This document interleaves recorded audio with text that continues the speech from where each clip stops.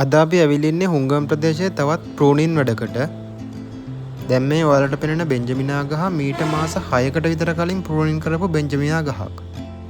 එතකොට අද අපි මේ කරන්න යන්නේ 3 වෙනි කප්පාදු වටය. ඒ වගේම අපි මේ ගෝල්ඩ් කලර් බෙන්ජමිනා එකෙන් අපි පොඩි නිර්මාණ තුනක් කරලා තියෙනවා. ඒකේ වැඩ නම් තාම හරියට ඉවර නැහැ. ඊට පස්සේ අපිට තියෙන්නේ මෙන්න මේ කහ උණ පඳුර. ඉතින් අපි මේ උණ පඳුරටත් හොඳ සාධාරණයක් කරලා බලමු. එහෙනම් වීඩියෝ එක ඉවරනකම්ම බලලා ඔයාලගේ අදහසත් කමෙන්ට් කරගෙනම යන්න.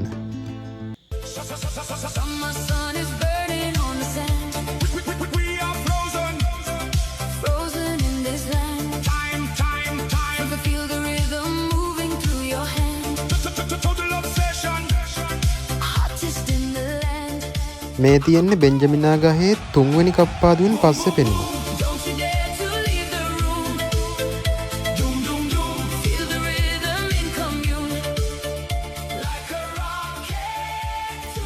මේ තියෙන්නේ අපි උණ පඳුරට කරපු සාධාරණ වැඩි. වැඩ ඉවර වෙද්දී නම් ඉතින් ටිකක් රැ වුණා. වීඩියෝ එක ලස්සනයි නම් ලයික් එකක් දාගෙනම යන්න.